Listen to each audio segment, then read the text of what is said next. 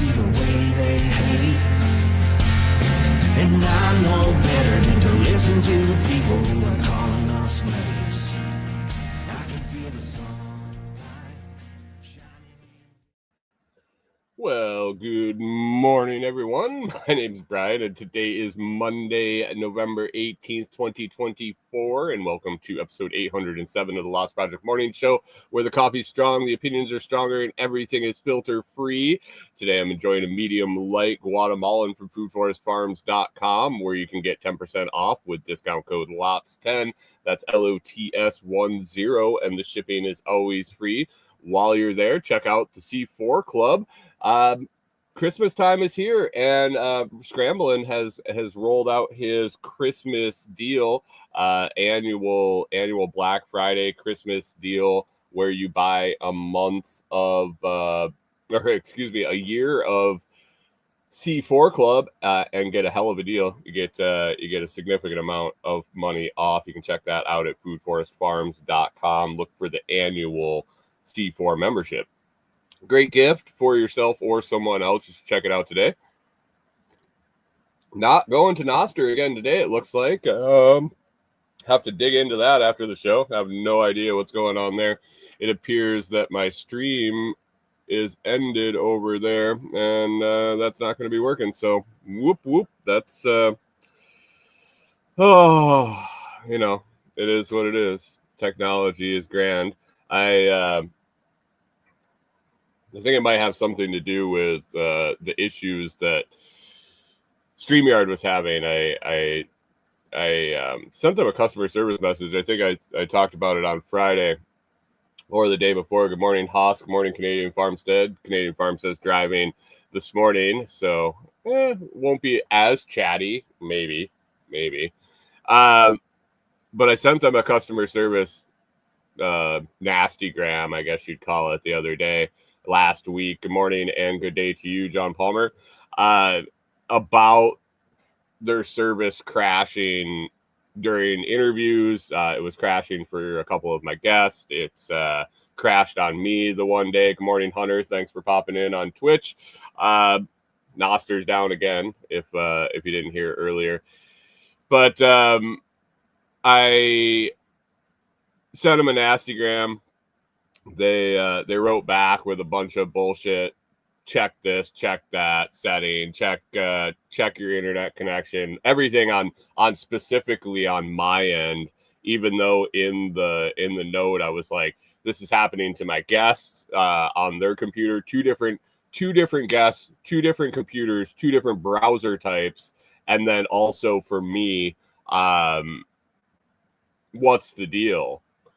And when they wrote back with all the stock bullshit answers, I just replied and said, no, maybe I should just try a different streaming service. And I thought that was going to be the end of it. They wrote back and they were like, well, we can confirm that we fixed the issues that were going on. Refresh your browser and it should be working fine. And I'm like, I don't know about that. Well, first of all, you said it was my fault and everything on my end, and now you're saying you fixed it. So which is it? Was it an issue in the software, or was it on my end? So yeah, we'll see. Obviously, Noster's not working, so I'll have to dig into that. And I have a few ideas. What it might be. Stream might have ended. I just run to the same stream over there all the time, and Zap.stream might have cut that off at a certain amount of hours. Who knows? I should go in and I'll check it out after the show. But anyway, it's a good weekend, and today I'm going to be talking about all the stuff that went on. Won't get to it all, I imagine, but had some good, some bad, some ugly. And just overall, it was a nice weekend out at the cabin in the woods, Tim's cabin out at Delinquent's Gully with Corey and the dogs. Weather was a little chilly. It was chilly overnight. Both nights. The first night, the worst. It was down into the 30s overnight. We didn't have an heater in the cabin, so it was bundle up. And Brian, I didn't bring my didn't bring a sleeping bag or anything, so I just had a couple of knit blankets. I was a little chilly. Corey snuggled up with the dog. She was all good, and we made it through. Second night wasn't as bad. It was about 5 degrees warmer, so it was tolerable. The first night was tolerable, but it was a little chilly. It was a little chilly. So there was that. It was gorgeous. Other than that, it was calm.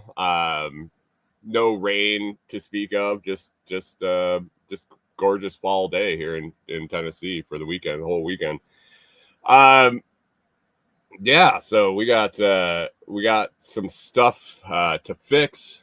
We got some stuff. We have some wins, some losses. Let's start with a win. I went up and checked the our water tote, our gutter project off the shed, and that's going well. It's almost full, like really almost full. I can't believe that it didn't overflow.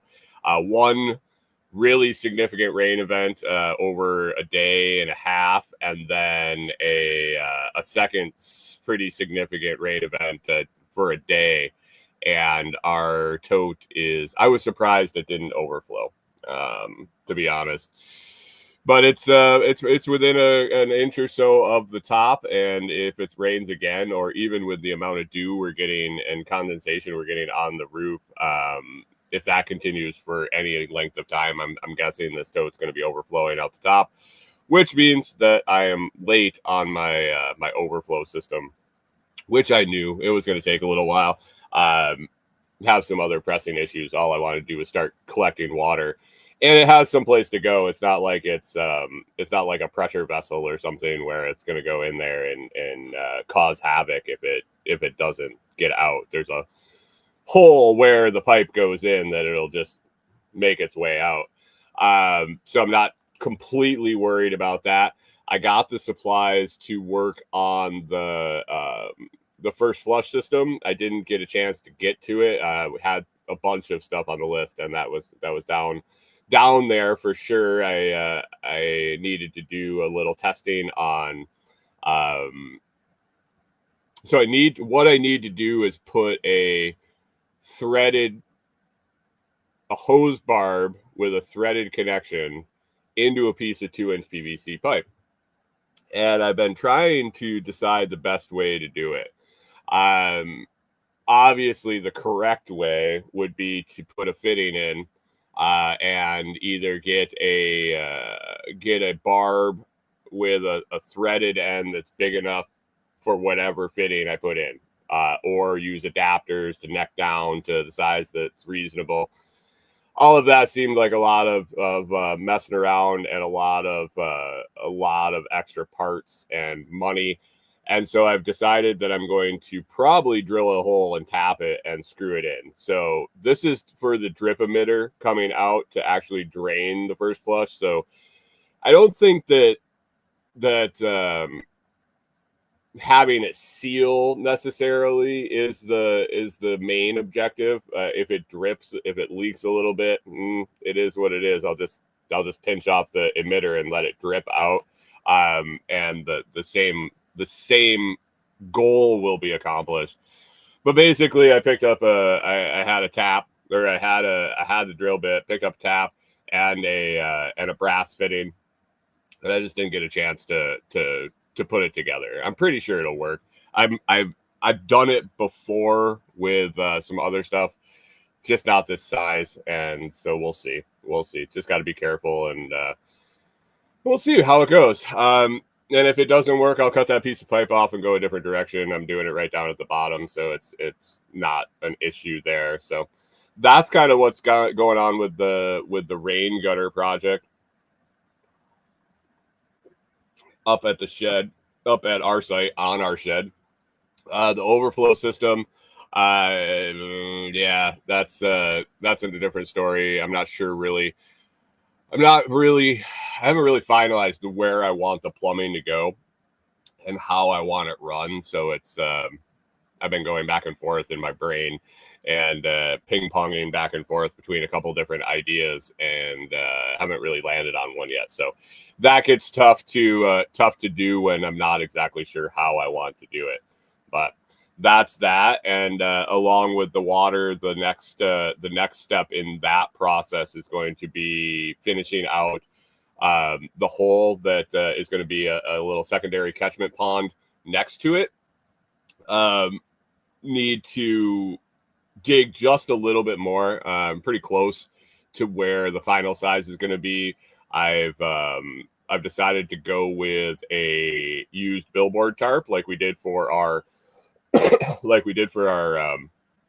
our skirting, actually a little thicker than the one we did for our skirting, and drop that in there as a liner, and away we go with that. And then that'll overflow over the bank down to either another catchment or just down to the bottom of the hill where the water is anyway. So that's a little update on the garden shed water project. We have another shed that Corey and I are going to be building hopefully next weekend. That was kind of a bummer when I opened up the directions for that, as I was under the assumption that this one came with a floor. It came with a sturdier frame to where it could be built on the ground, and then it had a floor. No such luck. I get to build a floor, and so there's that. That was something I didn't want to have to do. It's not a big deal. It'll get done. It's just an extra step that has to be done.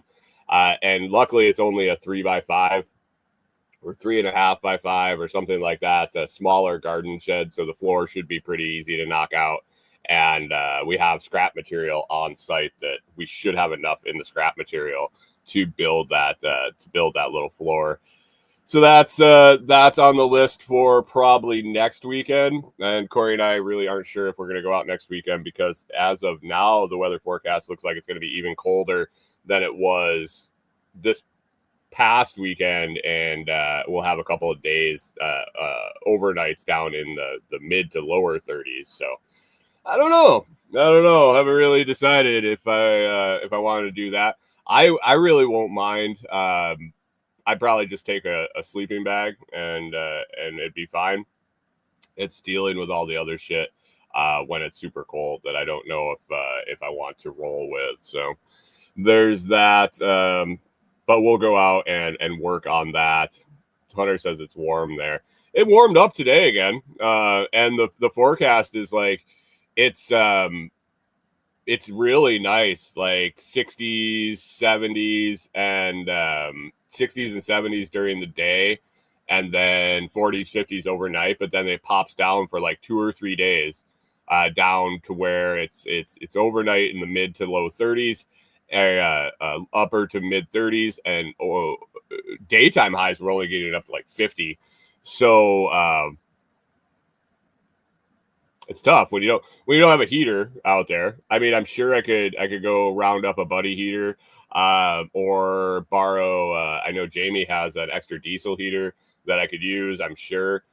It's a matter of if I just want to go through the motions to do that. If I want to deal with it, or we can stay here, get other shit done, because we have plenty of stuff to do around here also, and make day trips out. It's one of those deals. It's not that bad. We're only 20 minutes away, so 20 minutes, half an hour away. So if one weekend or so we end up staying here, it's not the end of the world. So, but that's next on the list, is that garden shed, among other fixes. Among other fixes. So those were kind of the good things. Let me look at the list there. Yeah. Those were the good things.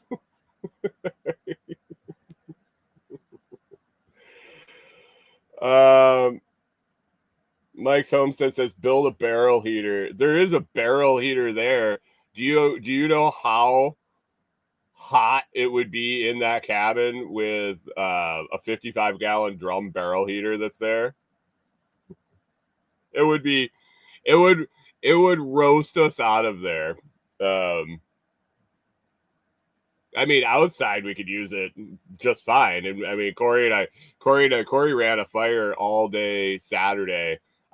Cleaned up. I guess that's another good thing. Corey cleaned up a crap load of brush and deadfall and trees I dropped down. She took all the limbing, the trimmings, the slash, and ran a fire all day on Saturday. Yeah, Saturday. So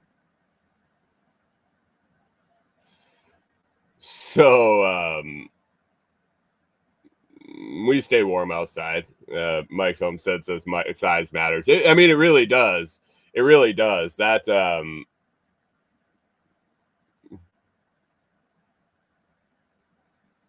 look at Goldilocks over. What Goldilocks? Where? What are you talking about? Talking about Sailor? I don't know what Goldilocks you're speaking of. Hunter says, "What are you going to do for heat? Wood stove, one of those many wood stoves you have in the camper. Permanently, long term for heat in Tim's cabin. I think we'll probably end up with some sort of mini wood stove, or diesel heater, or propane heater, or I don't know really. Haven't really talked about it with him. And it for us it would be temporary.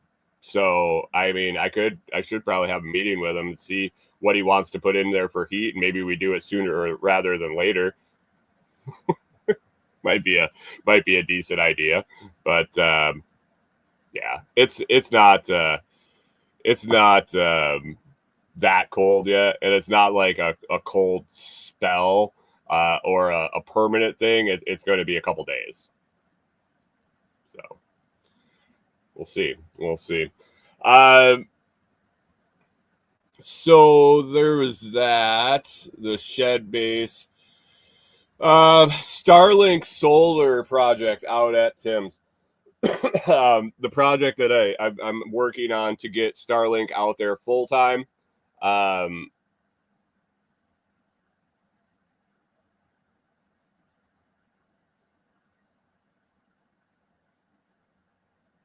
Canadian Farmstead. I'm not sure what you're talking about, man. Goldilocks and the Three Bears. I'm sorry. It's Monday, man. It's Monday. Give me a break. I've only had one of these. That was another really good thing. I got to test a bunch of coffee makers this weekend. I didn't even have that on my list. I figured we wouldn't even get to it, but yeah, got to test out a bunch of extra coffee equipment this weekend, and that was fun. Had a little extra caffeine. Let's say had a little extra caffeine brewing up and testing these used coffee makers. But I think they're going to work out well. I think it's going to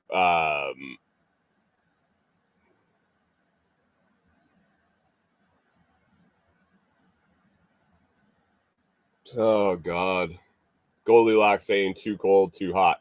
It's not me, man. I will adapt. I want to make it comfortable for my family. My dogs, my Great Dane is a girly boy. Clyde is a girly boy, and has no fur. He gets cold and shivers when it's even in the camper here at times. And Corey is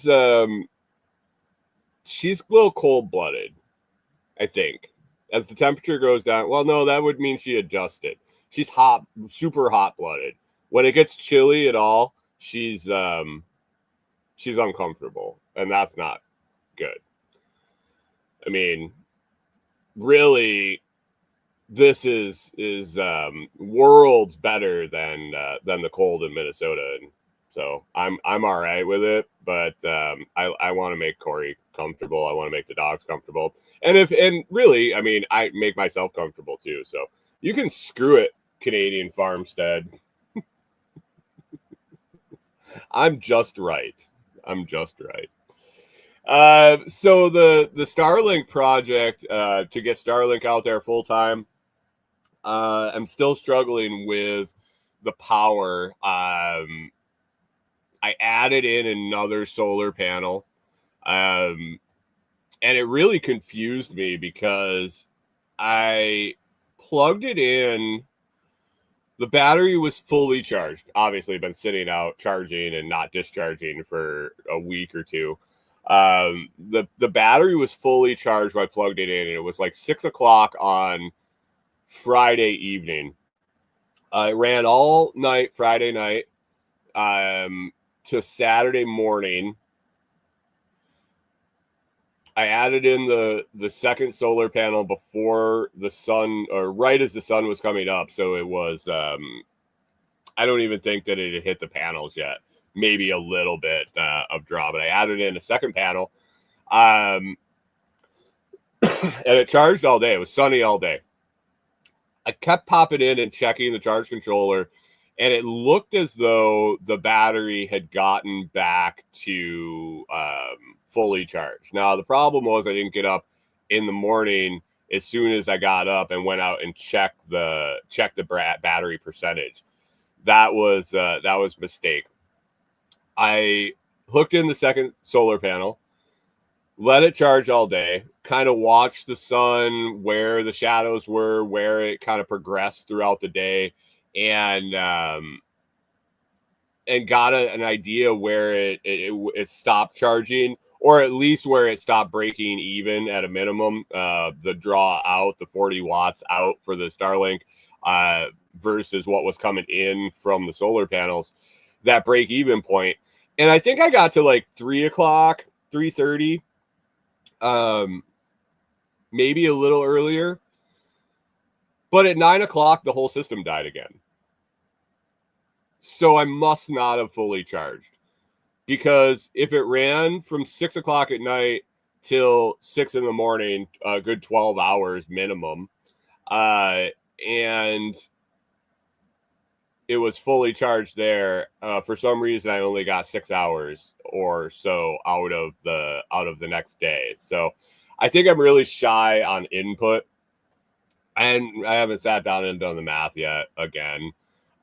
Plus we're in the winter months and a lot less efficient. So I'm probably just quite a bit shy on my input, on my panel input. It was just kind of a toss together thing. I do have a large extra solar panel that I can move up and utilize, that's not doing anything right now, and extra portable panels that I can tie into it also, depending on what all the stats on all of them are.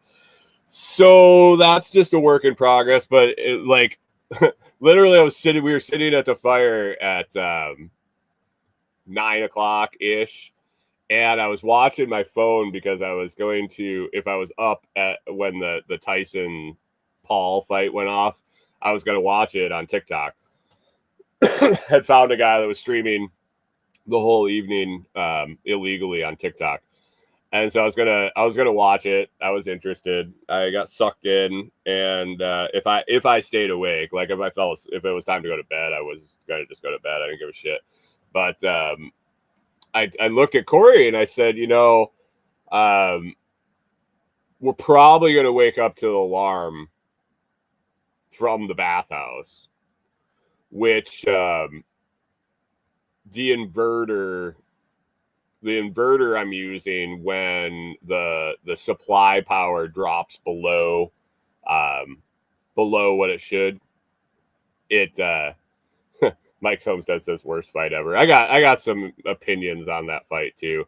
But when the power drops below serviceable level, this screeching alarm goes off. And last time it went off, I was like, what? I didn't know what it was. I had never heard it before. And so I was like wandering around, and it was in the dark. It was at night. I'm like, what the fuck is going on? And so I told Corey, I said, there's a chance that this alarm's going to go off at some point. This is what it is. Do you want me to swap it over? I would really like to see how long it lasts, blah, blah, blah. You know, we're just going back and forth. And sure as shit, like 4 or 5 minutes later, we had stopped talking about it and boop, the alarm went off. And I'm like, oh, wow, that was a way earlier than I had expected. So, yeah.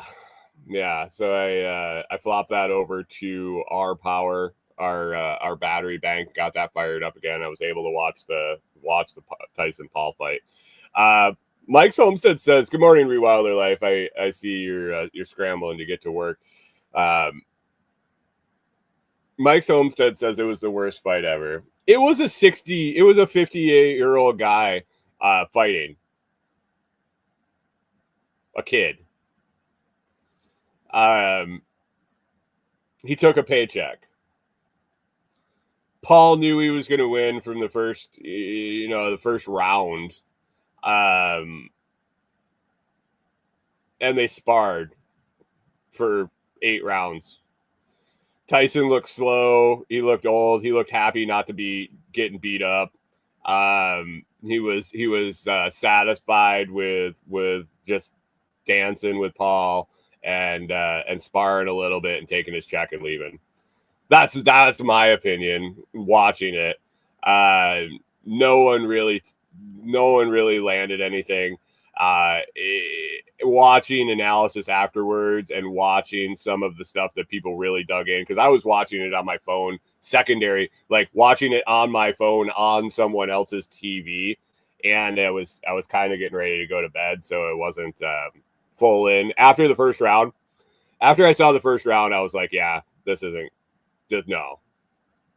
Young Mike Tyson would have knocked Jake Paul out in the first round and possibly injured him severely. From my watching Mike Tyson the whole time I grew up. John Palmer says it was fixed by contract. I don't know, man. I don't know. Really? The internet's a crazy place. But watching Mike Tyson step out of the corner for the first time, like you could tell it wasn't who he was. But regardless, I wouldn't fight him. That's the thing. Like, you can talk a lot of smack about how he looked and he was old and slow, and he was compared to what he was when he was younger. I still wouldn't get in a ring with him. Not a fucking chance in hell. So, I don't know.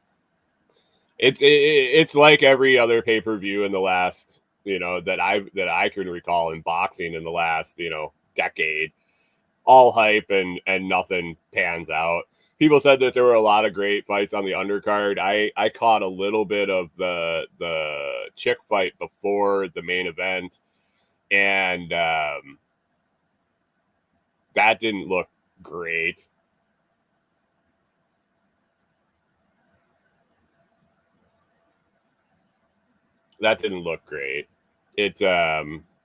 Everybody was like, "Oh, it was a great fight. They beat the shit out of it."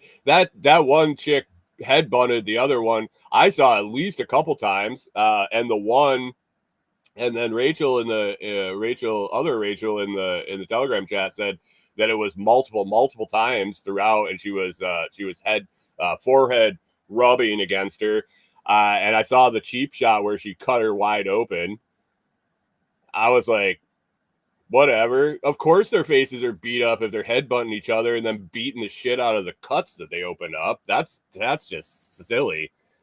John Palmer says if Tyson KO'd Paul in the first round, he didn't get any money. He wouldn't have knocked him out in the first round because he was too slow. There was no way the man that was fighting in that ring was gonna knock him out.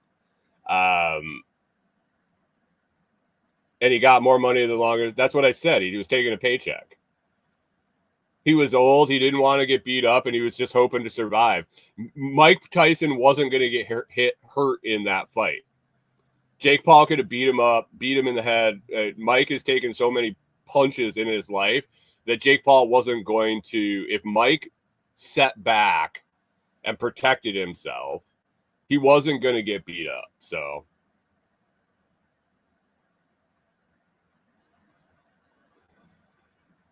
Mike Homestead says they were okay, but UFC 309 Saturday night was awesome. I have never really been into UFC all that much. I was a little bit back with, what was that, George St. Pierre? Excuse me. Wow. Oh, wow. That came across. Woo. Good morning. Time to wake up. George St. Pierre. George St. Pierre? I don't know. It was a long time ago. Chuck Lindell, way back in the Wayback Machine. Before they really ruined the sport, basically, with all the showboating and bullshit and all that. When they got in the ring and just beat the shit out of each other instead of 16 days of bullshit talking and all the promotion and all that crap. When they would just roll at it before the money was there. Oh yeah. That was it before the money worked its way into the shit, and it became a spectacle. Anyway, so the Starlink died. So I got to work on that. More power, either more power or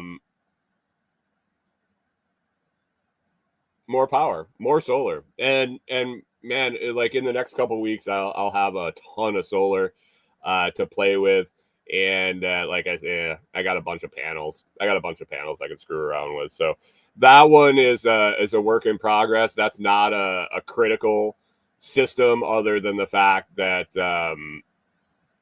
we would end up getting the Starlink out there full time. And that hinges on whether Tim wants to have video access out there and wants to pay for a monthly Starlink subscription. Because I have one here. I don't need two, but he was interested in getting the system out there permanently, so he can check in Tennessee anytime he wants. And when it's snowing up in Canada, he can peek down here and see that there's no snow on the ground for 12 months out of the year. So that was the Starlink. The leaves have dropped enough that the obstructions are gone, though. That was a good thing. Hooked it up, went up, and I didn't even have a notice on my app that it was obstructed at all. I looked at the map, and with the leaves dropping out, things cleared up quite a bit. And so that's good. That's good. No more trees dropping until the leaves start coming in the spring. And by that time, we might have moved it somewhere else. We might be doing something, putting it in a different location. So no more trees down for that system, that Starlink right at the moment. Yeah, might as well talk about Starlink when we got home. So we've successfully traveled back and forth now 4 or 5 times since the last time the Starlink took a shit when we got home.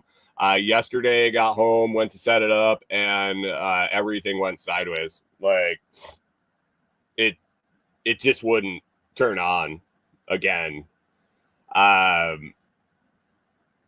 got a really weird, anxious feeling. I started getting I really started having some anxiety.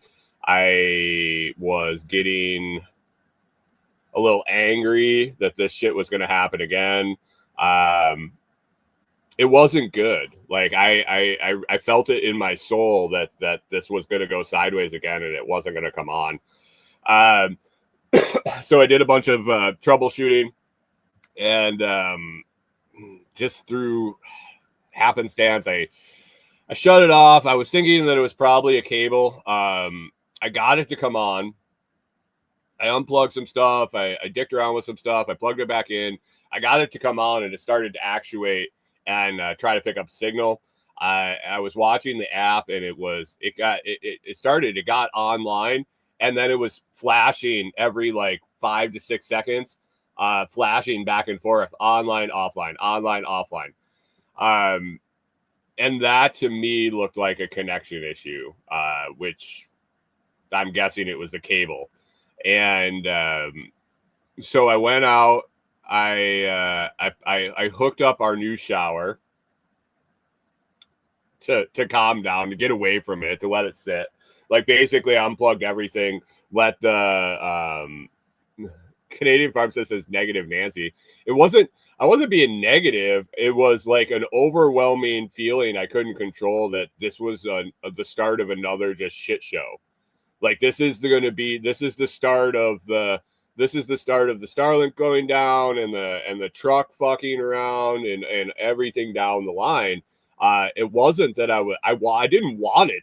I wasn't like hoping for it by any means. I was hoping that everything was going to work. So I unplugged everything, all the cables, all the power, everything, and I just let it sit. I went out. I was like, I'm going to let it sit. I'm going to walk away from it and not think about it. I'm going to put the new shower together. We got a new instant propane water heater for our shower, because ours, I think I mentioned it last week, was smoking. So it was smoking, so we didn't throw it out. We just we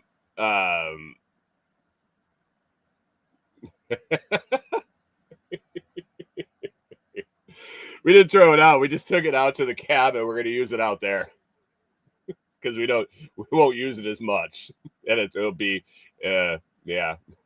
I don't think it's. I actually, after I took it down and I saw it looked like some leaves have gotten inside it. So I think there was actually just leaves smoldering on the heat exchanger.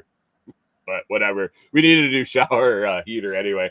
Hunter says, do you think you were close to being over the edge? Need to make sure your handlers make a note. Yes, I really feel like I was close to being over the edge. I literally turned to Corey and I said, I don't know if I can make it through another go around with this shit. Like I really had a sinking feeling in my gut where I was like, this, and it wasn't gas. I think this one might do me in. I don't know if I can handle it anymore.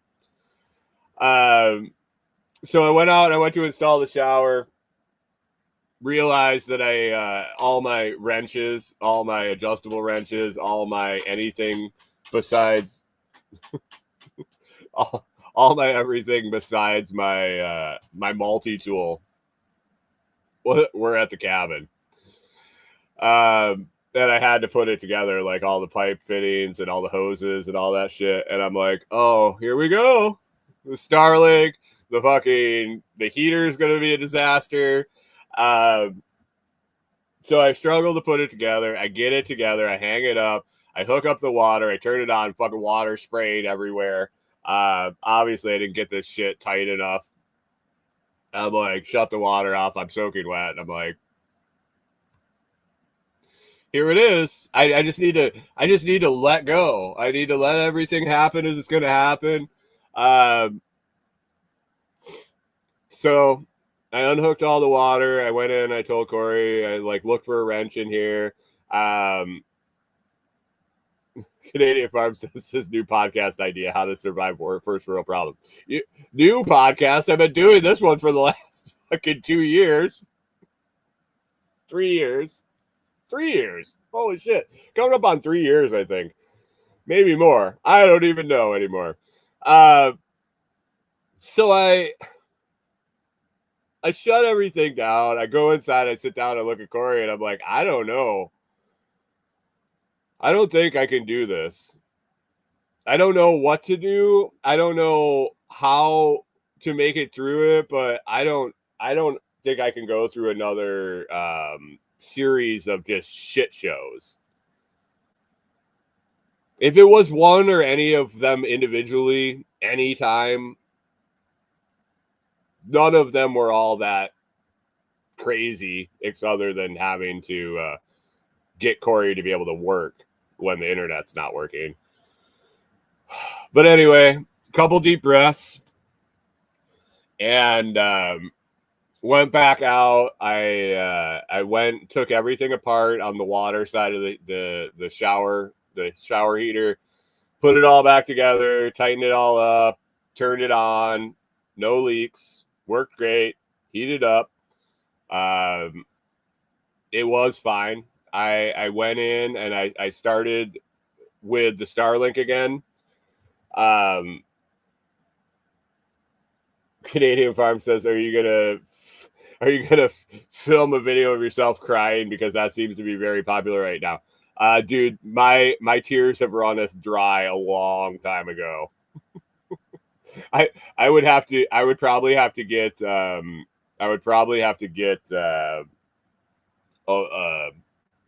Visine or something to make it drip, Clear Eyes or whatever, to make it drip out of my eyes. I'm old and crusty and salty, and my tears have dried up long ago. I just get angry, and then I shake and rock back and forth. So I went back to the Starlink, and I'm like, I got this other cable. I'm thinking that it's the cable that was the issue with the intermittent online offline. It just made sense that it was the cable or connection or something. And I had a shorter cable that they sent out when they sent the replacement dish last time. They sent me a short cable instead of the long one that I needed. And so I was like, well, at least I can hook this one up and see if it works, determine whether it's the cable or not. And so I hooked up the short one. I brought the dish up forward. I was guessing that I would have had a bunch of obstructions and it would have been intermittent and everything. But the goal was to at least determine whether it was the cable or not.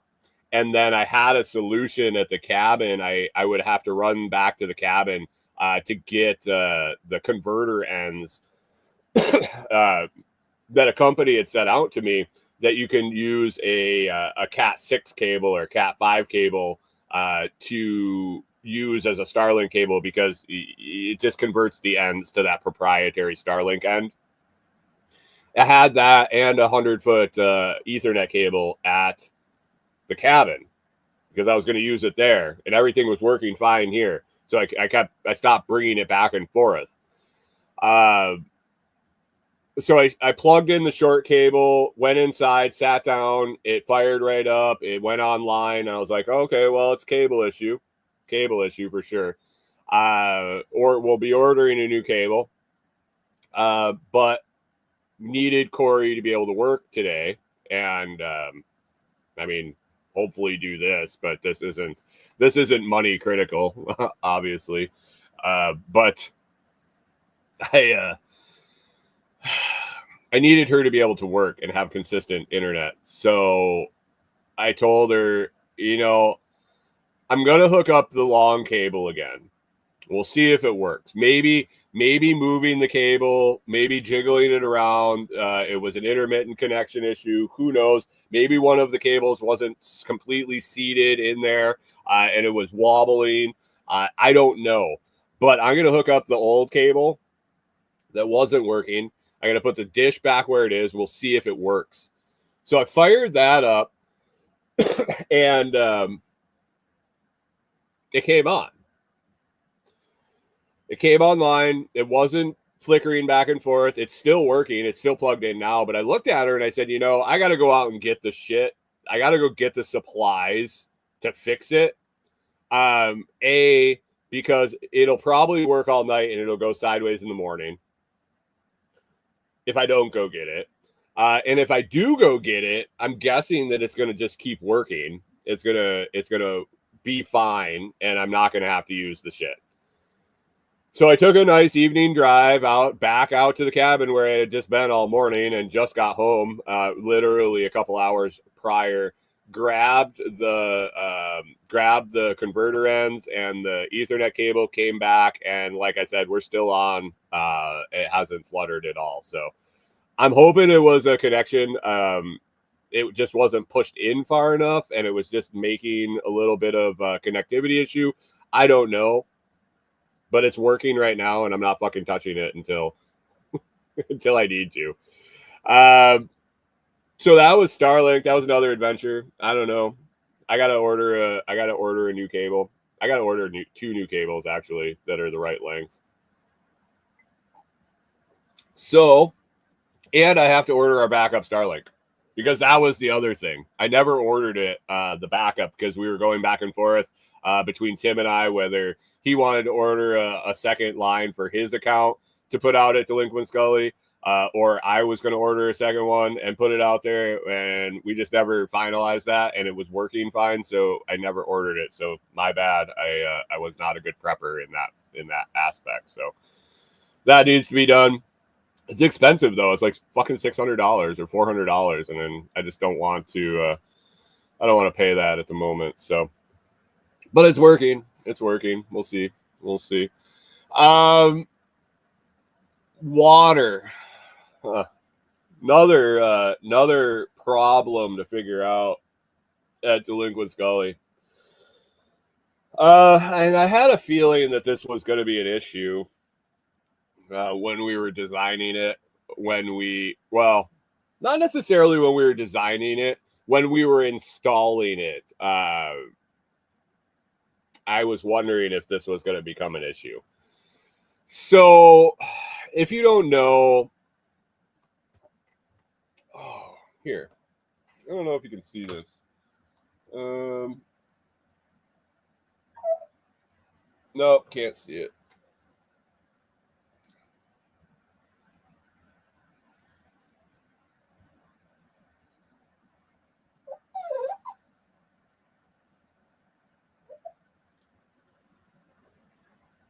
All right, if you're watching the video, this is where the water goes in to the sump in the creek. Creek flows down, fills up 5-gallon bucket. It's got screen and rock and all sorts of stuff. There's an outlet pipe in there. It runs across underground into a 55-gallon drum that's sunk down a little bit, and it goes into the side of that and runs in and then overflows. Went down on Saturday. Had decided where I want to put the tote, because with the portable water heater out there and the spare RV pump I have at the cabin, I'll be able to, if I fill the tote up, be able to have hot showers instead of the pump shower with just bucket water or gravity feed bag hanging shower. We would be able to pressurize the water, run it through the propane heater, and have hot shower at the cabin. And so I ordered a tote adapter for the tote outlet that goes to a garden hose, and away we would go. I just hooked that through the RV pump up to the water heater. Good. So I needed to fill the tote up by the cabin, by Tim's cabin, using the spring fed water creek fed drum, basically the same way we had been doing it. Pump it up the hill. We were using it to fill buckets for the nursery or filtered water. Basically I was gonna fill up the tote until the drum bled down, turn it off, let it fill back up, and just go up and down the hill filling the tote. Once it got close to full, we just let the spring run again. Well, I went down and it was barely trickling. The overflow was barely trickling out, and I was like, "This is weird. It's not running the way it was. It had been." So I had some issues before where it had slowed down, and I thought it was the standpipe when it goes into the pipe down to the bottom, and that had gotten gunked up with some silt or something, and it wasn't able to push through as well. So I'd taken the standpipe off and set that inside. It was just kind of going straight in and draining in. And my theory there was that the 55-gallon drum had raised up a little bit, had floated on me, because we didn't have enough weight in the bottom. It got air trapped underneath. I wasn't sure really why. But it was almost like our pitch on our fill pipe had kind of raised up, so it wasn't running in quite as well. When I pumped down the 55-gallon drum Saturday, I went and did some other stuff. I gave it an hour. I went back down and it hadn't filled at all. There was no water running in the pipe, in the fill pipe. There was water in the collection 5-gallon bucket. I noticed that the water in the collection bucket was lower than the water outside the bucket. And so I started trying to figure out what the hell was going on, why it wasn't running. So I messed around, I pulled it apart a little bit, and really I think I got two issues going on. One is I think that both the collection 5-gallon and the 55-gallon drum with our significant rain events, two of them probably push those up a little bit to where my pitch is not down at all. Because I unhooked the pipe and I pushed the pipe down, it wasn't in the tote or in the drum anymore. It was shy. There's a union there. Pulled it apart, pushed the pipe down, and it runs.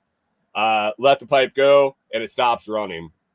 So basically, I think when we installed it, we were so close to level that drum lifting up a little bit put us at a positive pitch. So the water isn't running through there. The second issue is I think with the rain events, we got a lot of slurry, and it clogged my screen. I think it clogged. It might have clogged the holes filling the 5-gallon bucket. I ran my hand down through the rocks and kind of shook some stuff up, and it seemed to fill a little bit more. So I think I got two issues. I think I got a clog in the filter, and I think my collection barrel floated on me a little bit. So I'm trying to pump water uphill with gravity, which doesn't work. So little work there. One is just going to be getting the 55-gallon drum deeper in the ground, or drilling a new hole in the side lower, and I'm not sure which is going to happen there. Maybe a combination of both. I don't know. The top part is more of a concern to me with the slurry and how much fine sediment slurry accumulated in just those two significant rain events, because we're coming into the rainy part of the year here, and we'll see what happens there. But I have kind of a solution that I'm working on for that, by putting, basically, I want to build a rock cage and expand the area that the water comes through, giving it more time to slow down and drop that sediment further out, and also make it so it's more accessible to be pulled out, cleaned, and reinstalled, which is it's really, I don't want to say impossible. It's a pain in the ass right now. That thing's suctioned in there. I'm pretty sure what I'll end up doing is making a cage for it, filling it with gravel, and be able to lift it in and out. Maybe. I don't know. I haven't decided yet, but so there's that. It's just like, I had a feeling that both of those were going to be issues as we were installing it, like I said, and I don't think we sunk the barrel enough. Either we didn't sink the barrel enough, or we cut it too close when we drilled the hole in the barrel. It was too close to level, unfortunately. So I get to play in the mud. Get to adjust it, let's say. So that'll be fun coming up. That'll be fun. I was happy that I pushed down the pipe, it actually started flowing. So there was at least a little bit of a positive that I was on the right track with the fact that it had floated. So no spring fed system is kind of on hold at the moment. So that was another problem. Shed base, Starlink didn't work at home. Starlink solar, our tote was full, which is good. We got the systems kind of figured out for the cabin water, where we want to put the totes up at Tim's cabin. We're probably gonna have a couple of different systems and separate systems and backups just in case what's happening is happening. And we'll probably, Corey and I sat and talked about it quite a bit, and probably do some rain catchment off the roofs. One for kitchen use, one for backup, and one and then the spring fed system for the bathhouse. So we'll see. That is what it is. It is what it is. I'm going to Builder today. Hopefully, gonna head on over to the company that sells the metal material and builds pole barns. Friends of ours use them to build their pole barn. I'm gonna go over and talk to them about my design idea. See what they think. See if I need to edit it at all, change it. John Palmer says call Sean and ask him if he warranties his work. Yeah. Yeah. There is that.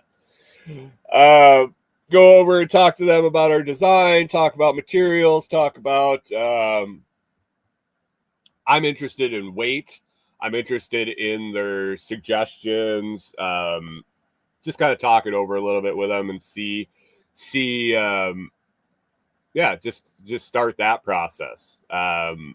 It's been slow getting there, but head over today and really kick that part into gear, getting a structure up for us, at least a shell, and go from there. So that'll be interesting. That's coming this morning. I figured out, so I got some boots. I bought new boots. Hunter says he got reception back. Well, that's nice. That's nice. So boot issues, shoe issues. I've come to the conclusion I got to find some zero drop boots. Been going and doing some testing back and forth with these Reebok tactical boots. They're comfortable, but they make my heels hurt. They make my feet sore. And so I did a little test this weekend. I had a pair of barefoot shoes. I wore the boots on Friday, and it wasn't even a full day. Basically, it was offloading the truck and taking it up to Tim's cabin, the evening, kind of mulling around, and then doing the fire and incidental walking around here and there. So basically maybe half a dozen trips up and down the hill, and 4 or 5 hours, and my heels were killing me. And I was like, this isn't right. The next day I wore the barefoot shoes all day long. Just the stuff I was doing I didn't need like steel toes or anything like that. And no pain whatsoever. No knee twinges, no hip, no heel pain. My back didn't hurt. And I walked way more on Saturday. It was longer time.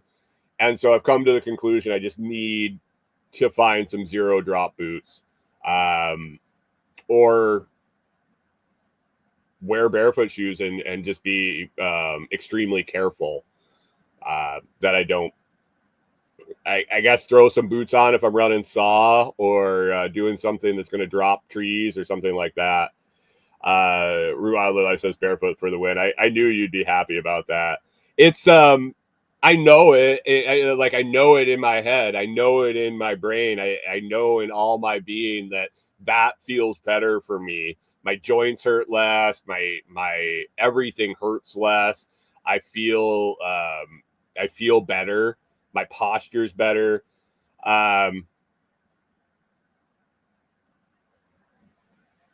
And she says it's hard though when you work, and it is. It's a protection thing. It's running a saw and nicking the top of my boots, or dropping something on my toes. It's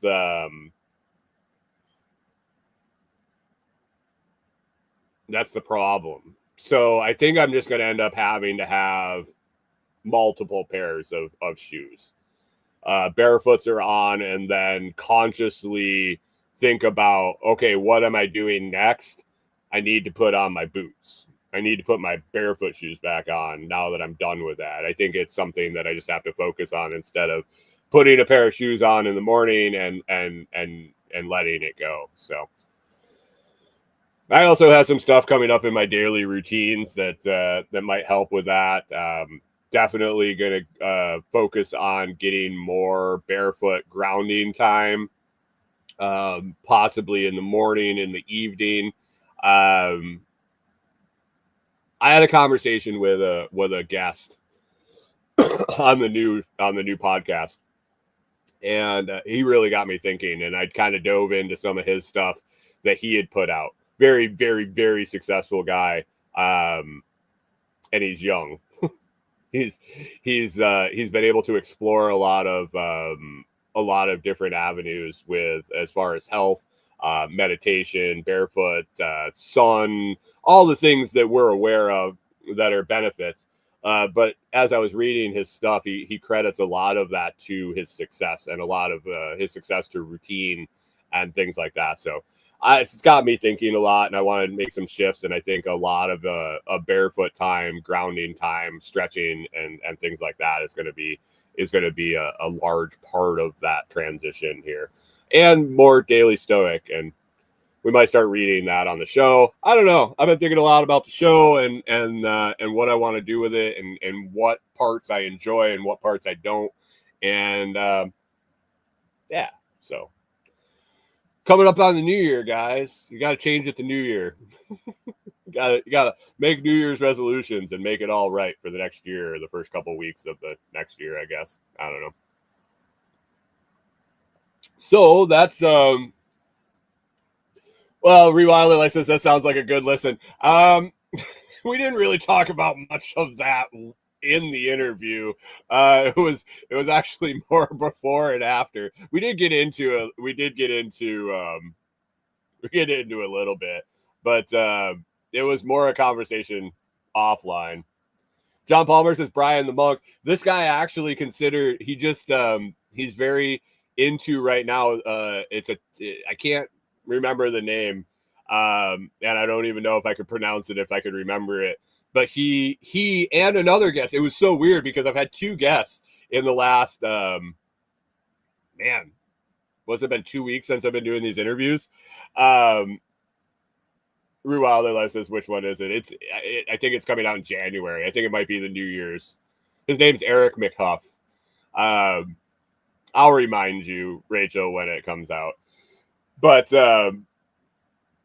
two guys have done these 10-day silent retreats at monasteries. They both say it's incredible. They basically, you spend 10 days meditating with monks. And they said it was absolutely life-changing, life-altering, both of them. And I'm like, Corey's like, you couldn't be quiet for 10 minutes, let alone 10 days. And I was like, well, that's the life-changing thing. Like, you really learn to just shut the fuck up, I think. and think about what's going on in your head. But yeah, they both suggested these 10-day silent retreats, and I'm like, maybe that's what we should be doing at Delinquent Scully. John thinks Corey's funny. John thinks you're funny, Corey.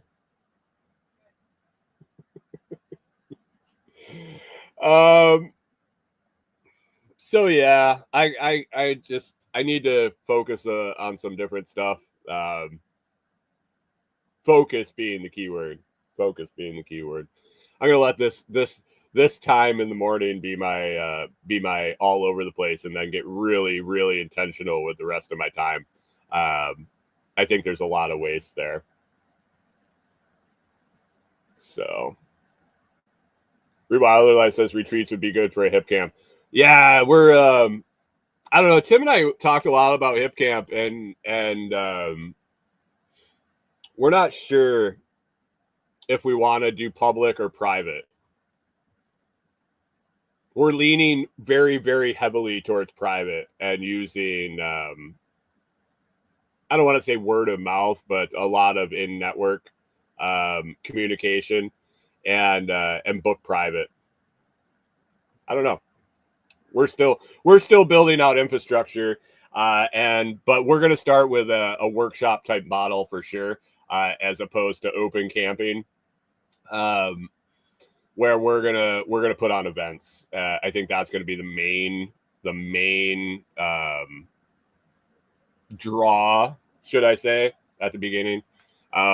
Workshops, education, events, and things like that, and the camping is going to be secondary to that while people are there, just to have a place for them to stay, and then upgraded to cabins too. So we'll see how it goes.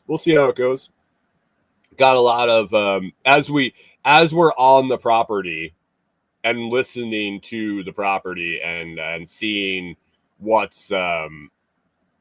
makes sense, that it's becoming more it's becoming more palatable to hold events there. We'll see. Looked like they were working on the road a little bit this weekend too, so that would be really nice once the road's fixed, and we don't have to worry about people getting in and out regardless of their vehicle type. That changes things quite a bit too, and maybe spot camping would make more sense at that point, and when we're there full time, and wouldn't have to worry about getting people in and out, and people being late or early, things like that. If we're already on site, it changes the dynamic quite a bit. So we will see. Like I said, I got to test a bunch of new coffee stuff this weekend. It was fun. I'll have reviews coming out of all of them, but I was able to test out the AeroPress, the Final Press, and a new grinder I got. And then I took a look at a pour over kit that would be fantastic for Airbnb or a hip camp. It comes with everything you need in a little box and a foam container. The only thing it was lacking was a heat source to heat the water, and a thermometer for the kettle. But you could just run it to boiling and let it dial back and guess. But it does have a hole in the lid of the kettle to put one of those cheapy thermometers down in. Candy thermometer, I think they're called. I don't know, the ones with just the stem and the round dial, and or a digital one. And like there was, you could just put it in the little hole and let it sit there. AeroPress. First thoughts. Both of them, both the AeroPress and the Final Press, take a little bit of messing around. I think we all have personal preference as far as strength of coffee, brew, roast type, actual brew strength, and what flavors and hues and tones and notes you want coming out of the coffee bean. These two smaller presses will be able to do that wonderfully. Dial that in with the smaller brew method, with the amount of customization between brew size, bean, how much weight you use, how many beans you use, the amount of water you use for your beans, the roast of the beans, the grind size. All of this is going to be a factor in what it tastes like.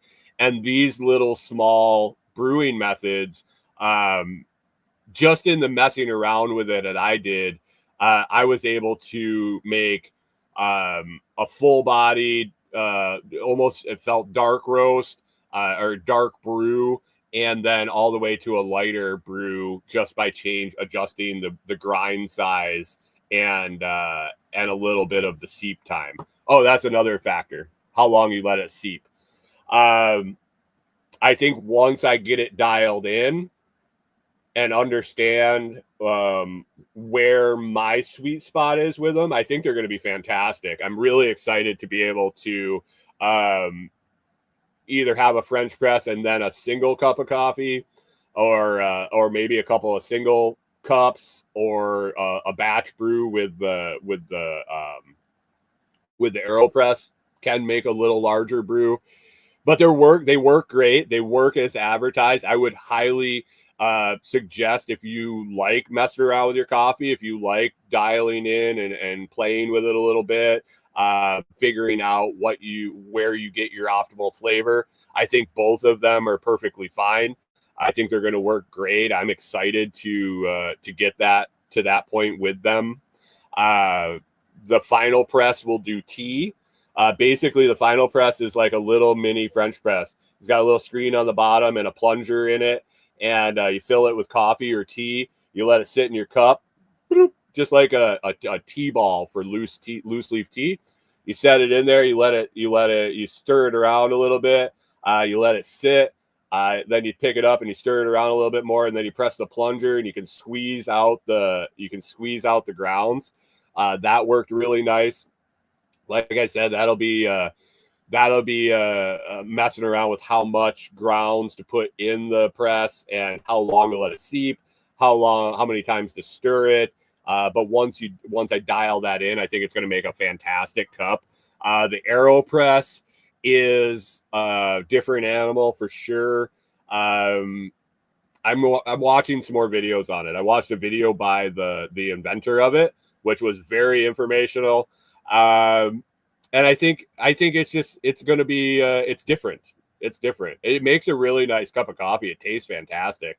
But dialing it into your specific taste is always a challenge. But not really a challenge. It's I think the fact that you put together the fact that you can make it taste better is important. I think if you buy one of these devices, even a French press, anything where you're involving grind size, seep time, ground amount, all of these things, you have to realize that you can adjust any of them and it'll make the coffee taste different, better or worse. You can't do that with your Folgers. You can do it with a drip brew. It's probably the least customizable. It's just going to be how much coffee you put in it, basically. These other ones are a lot of fun to play with. If you enjoy coffee, if you enjoy messing around with different tastes that you can get out of the same bean, and realizing you can get it out of the same bean, maybe check one of these out. If you got a coffee snob in your family, in your gift list for this holiday season, I think any of these items would be great. I'll be putting together a coffee list for the holiday season that you can go on Amazon to the idea list and see all the different things that I think are worth the money, and I'll continue to keep getting more. I did test out my new $100 hand grinder, and I'll tell you, I don't have $100 to drop on a grinder. That's just that. If I hadn't gotten it as a sample, I probably wouldn't have bought it. I got it as a sample, and I can definitely tell the difference. Is it $100 difference? Oh, I guess is it an $85 difference? The one that I use, the manual grinder I've been using for a ton of years, is $15. Is the $100 grinder $85 better? maybe. I guess it depends on how much money you have. It is 100% better. It is absolutely, the gears run different, the weight and quality is different. The adjustment gears for the different grind size are tighter. They're more precise. It actually gives you not a readout, but you can actually dial it in to down to a different numbers and have an idea of what you're doing. The old $15 one I have is just take it all the way out and crank it one and a quarter times, and you know, it locks in, it works fine. The burrs on this new one are great. The gear motion when you're turning the crank, it feels different. You can feel the quality in that. It also has a powder sifter in the bottom. You can take different sieve sizes and install it in where the grounds come out. You can cap it after you grind it, shake it up, and all that powder residue. So if you drink French press, you know you'll get powder residue in the bottom of your cup, or little grinds. This shakes those out. It shakes the powdered out into a little chamber that you can then empty out or use for whatever you want. But the grinder's great. It is absolutely great. If you're looking for a new grinder and you got $100, yes. If you're looking for a new grinder and you got somebody that's looking for a gift to give you, gift ideas, and it's got to be in that $100 range, yes. If you're paycheck to paycheck, buy the $15 fucking grinder. It grinds the coffee fine. It's a luxury. I don't want to say luxury item. It's a luxury upgrade. The grinder. But it's nice. It's really nice. I'm glad I got to test it out. I will definitely be using it for my smaller batch grinds. So anyway, that's that. We'll talk a little bit more about those items tomorrow or the rest of the week as I test them more and dial them in. I might end up start using them during the show and things like that. So we'll see. It's Monday. I got to wrap it up. I got to get a bunch of stuff to do, and then I got to off to the builder to have a conversation about my cabin plans and if they'll work. And so that's an exciting day, guys. I hope everybody has a great Monday. Their week starts out great. You get rolling and enjoy it. Man, have an awesome day. Be productive. Get something done, and we'll circle back and talk to you tomorrow.